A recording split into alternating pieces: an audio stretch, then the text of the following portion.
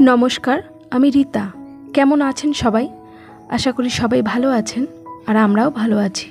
आमार नतून आरेकटा ब्लगे आपनादेर सबाइके स्वागत जानाई। आज मंगलबार और एखन सकाल प्राय 8टा मतोई बाजे। तो प्रतिदिन जेमन प्रैक्टिसे जाई सेरकमई प्रैक्टिस करे बाड़ी चले एसेछि और तारपर एसे चेंज करे निये एकटु हाथ मुख धुए नियेछि। तो चा खाওয়ার খুবই ইচ্ছে ছিল, তারপরে মনে পড়লো যে গতকাল রাতে কয়েকটা আমন্ড ভিজিয়ে দিয়েছিলাম, তো সেটা তো খেতেই হবে। আর তার সঙ্গে এক গ্লাস ঈষদ উষ্ণ গরম জল, যেটা প্রত্যেক দিন সকালে খেয়ে থাকি। তো খুব সকালে তো আর গরম জল করে খাওয়া হয়নি আজকে, তো তাই এসেই জলটা খেয়ে নিলাম। তাই এখন চাটা খেতে পারবো না, এটা খাওয়ার 5-10 মিনিট পরেই ভাবছি চাটা খাবো। তো ভাবলাম এটা খেয়ে নিয়ে তাহলে হাজব্যান্ডের জন্য খাবারটা বসিয়ে দিই, কারণ সে খেয়ে নিয়ে তারপর একটু কাজেও বেরোবে। আর যেহেতু আজকে মঙ্গলবার, তো সোনা তাই টিউশনে গেছে দাদুর কাছে। তো আস্তে আস্তে প্রায় 9টা বেজে যাবে। তো ওর জন্য আলাদা করে আর কিছু টিফিন করব না, একেবারে ভাতটাই বসিয়ে দেবো। তো এখানে ডালিয়ার খিচুড়িটা বসিয়ে দিলাম, কয়েকটা সবজি দিয়ে দিলাম আর সামান্য একটু হলুদ আর সামান্য একটু লবণ দেব, ব্যাস। এটা দিয়ে কয়েকটা সিটি দিয়ে নিলেই হয়ে যাবে। তো ভাবছি একেবারে ভাতটাও বসিয়ে দেবো, তাহলে সোনাও এসে খেতে পারবে। তবে অন্যান্য দিন এই সময়টা একটু ব্যস্তই হয়ে পড়ি প্র্যাকটিস করে আসার পর। তো আজকে আর সেটা হবে না, কারণ আজকে ননি পড়তে আসবে না। বাড়িতে এসে জানতে পারলাম আজকের সকালের চাটা নাকি সোনাই বানিয়েছে। তো তাহলে চলুন ছেলের হাতে তৈরি করা চাটা একবার খেয়েই দেখি কেমন হয়েছে। তো সব কিছুর বাবা বলে বলে দিয়েছে, হয়তো হাতে ধরে একটু দেখিয়েও দিয়েছে, গ্যাসটাও ধরিয়ে দিয়েছে। আমি যখন রান্না করি তখন সোনা খুব ভালোভাবে লক্ষ্য করে যে আমি কি দিচ্ছি, কার পর কোনটা দিচ্ছি, কতটা দিচ্ছি। তো রান্নার প্রতি ওর খুব একটা খেয়াল আছে, সেটা বোঝা যায়। তো চলুন তাহলে আজকে ছেলের হাতে চাটা কেমন হয়েছে সেটা খেয়ে তারপরে আপনাদের জানাচ্ছি। সত্যি কথা বলতে কি, 1-1.5 ঘন্টা প্র্যাকটিস করে যখন বাড়ি ফিরি তখন এতটাই ক্লান্ত হয়ে যাই, তখন মনে হয় কারো হাতে তৈরি করা 1 কাপ গরম গরম চা আর 1 গ্লাস জল, সেটা যেন পরম তৃপ্তিদায়ক। আর এই যে সোনা আজকে চাটা করে খাইয়েছে না, সত্যি ভীষণ ভালো হয়েছে, একদম 100-এ 100। সমস্ত কিছুই পরিমাপ নাকি ওই দিয়েছে শুনলাম, শুধু ওর বাবা গ্যাসটা ধরিয়ে দিয়েছে আর চায়ের জলটা শুধু মেপে দিয়েছে। আর এই তো তারপরে চলে আসলাম কাপড় জামা কাচতে। তো যেগুলো প্রতিদিন আমি পরে যাই ওখানে প্র্যাকটিস করি, এছাড়া গতকালে যে সমস্ত নাইটিগুলো জমতে থাকে সমস্ত কিছু ধুয়ে দিয়ে চলে এলাম। আর ডালিয়ার খিচুড়িটা করার পর একই সঙ্গে ভাতটাও বসিয়ে দিয়েছিলাম, তো ওটাও হয়ে গেছে, তো ওটাও নামিয়ে নিলাম। আর এরই মধ্যে সোনাও বাড়ি চলে এসেছে। তো ডালিয়ার খিচুড়িটা তো হয়ে গেছে, হাজব্যান্ডকে দিলাম। তো শুধু মধু দিলে তো হবে না, সঙ্গে আবার মুখরোচক কিছু একটা দিতে হবে, তাই পাঁপড় ভেজে দিলাম। আর আলু সেদ্ধটা দিয়ে ভাত এখন আর সোনা একেবারেই খেতে চাইছে না।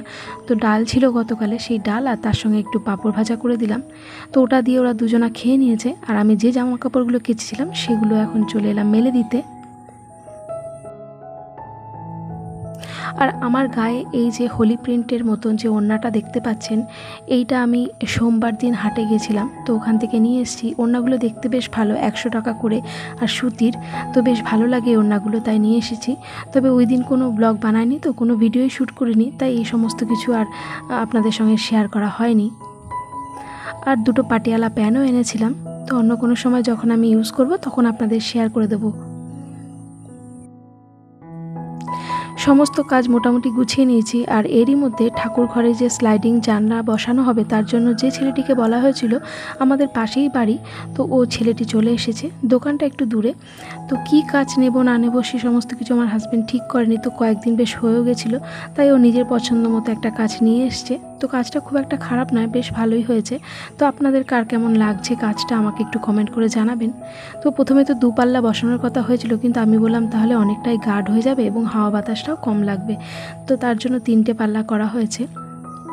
আর কি হয় বলুন তো, ঝড় বৃষ্টি বা হাওয়া দিলে এখানটা অনেক পাতা এসে পড়ে। একদিন তো দেখলাম মায়ের অল্টারটাই পুরো উল্টে গেছিলো সোজা করে রাখার জন্য, তো একটু বাঁকিয়ে রাখলে আর ভয় তো হতো না, কিন্তু দেখে আমার মনটা খুবই খারাপ হয়ে গেছে। তাই বললাম যে শীঘ্রই এই ঘরের জানালাটা তুমি ব্যবস্থা করো। আর এই তো আজকে এটা হয়েও গেল। তো অবশ্যই আপনারা জানাবেন যে আমার মায়ের ঘরের জানালার যে স্লাইডিং জানালাটা বসানো হয়েছে সেটা কেমন হয়েছে। এখন বেলা প্রায় 12টা বাজে। তো এই দিনের ব্লগটা এডিট করে দেওয়ার পর আমি এই ঘরে এসে দেখি, মানে ঘন্টা দুয়েক লাগলো ব্লগটা আমার এডিট করে পাবলিক করতে, ততক্ষণ আমি এদিকে আর আসিনি, ঠাকুর ঘরে বসে এডিট করছিলাম। তো এসে দেখলাম হাজব্যান্ড ছোটো মোটো একটা কাজ ছিল, বাড়ি চলে এসছে, সেটা করে আর তারপরে এই যে রান্নাঘরের এদিকটা আমি আপনাদের কোনোদিন শেয়ার করি না, কেন বলুন তো? এদিকটা আমার হাজব্যান্ডের সমস্ত কাজের জিনিসপত্র থাকে এবং অগোছালোভাবেই থাকে। তো আজকে বললো যে সময় করে সে এইখানটা পরিষ্কার করবে, তো সেই জন্য সেই কাজে লেগে পড়েছে। আর আমি একদিকে এই যে রান্না শুরু করে দিয়েছি। আজকে বানাবো পটল চিংড়ি, সেই কারণে আলু পটলটা একটু হালকা করে ভেজে একেবারে প্রেশার কুকারে দিয়ে দেবো, কারণ বেলা প্রায় 12টা 12:30 হয়ে গিয়েছে। তো সমস্ত জিনিসপত্র এখান থেকে বার করে কিছুটা বাইরে রেখেছে, কিছুটা বারান্দার এপাশটায় রেখেছে। তো এদিকটা তো আমি আপনাদের একেবারেই দেখাতে পারবো না, বড় একটা স্ট্যান্ড ফ্যান চালিয়ে নিয়েছে, তার সঙ্গে হাঁটাচলা করাই দুষ্কর হচ্ছে। তো জায়গাটা পরিষ্কার করে নিয়ে এবার একটু মুছেও নিচ্ছে। আর সঙ্গে হেল্প করার জন্য সোনাকেও নিয়েছে, ওকে বলেছে যে জুতোর যে র্যাকটা আছে সেটাকে ধুতে, তো ওটা কোনো রকম ধুয়ে নিয়ে তারপরে এই তো জল দিয়ে গুলি খেলছে। আর এই তো আপনাদের সঙ্গে গল্প করতে করতে এখানে আমার পটল চিংড়িটা রান্না প্রায় হয়ে গিয়েছে। আর এখন কিন্তু বিকেলবেলার সময় প্রায় 5:30 মতো বাজে। হাজব্যান্ডের গোছানোর কাজটা পুরোপুরি কমপ্লিট হয়নি, তো খাওয়া দাওয়া করে খানিকক্ষণ রেস্ট নিয়েছে, তো এখন আবার বাকি কাজটা শেষ করবে। এই নতুন ঘরে যে পেঁয়াজগুলো রাখা হয়েছিল সেগুলো একটু রোদে শুকিয়ে নিয়ে, মানে অনেকেই তো পচে গেছে এই গরমের জন্য, তো সেগুলো একটু পরিষ্কার করে নিয়ে এখন ওই বারান্দায় সেগুলোকে নেওয়া হবে। আর আমি যে জামা কাপড়গুলো এখানে মেলে দিয়েছিলাম সকালবেলা, তো সেগুলো শুকিয়ে গেছে, সেগুলো তুলে নিচ্ছি, কারণ সন্ধে হয়ে গেছে, তাই জামা কাপড়গুলো একটু তুলে নিলাম। আর তারপরে এই গাছগুলোতে একটু জল দিয়ে দিচ্ছি।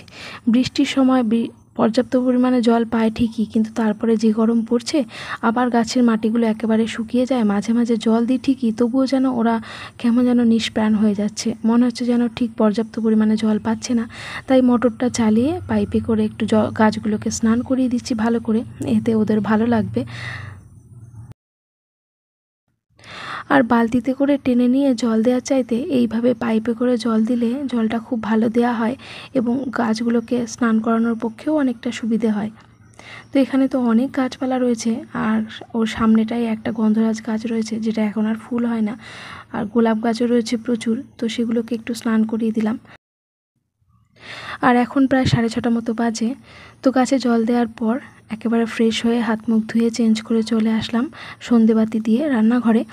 তো একটু চা বানিয়ে নিচ্ছি, কারণ যেহেতু মঙ্গলবার, তো সোনার আজকে ড্রয়িং ক্লাসও আছে, তো সেখানে যাবে, তাই তাকে ঘুম থেকে টেনে তুললাম। যখন ঘুমোবে না তো ঘুমোবে না, আর যখন ঘুমোবে তাকে টেনে তোলা যাবে না। প্রায় 6টা নাগাদ টেনে তুললাম, হাত মুখ ধুয়ে রেডি হয়ে নিয়েছে।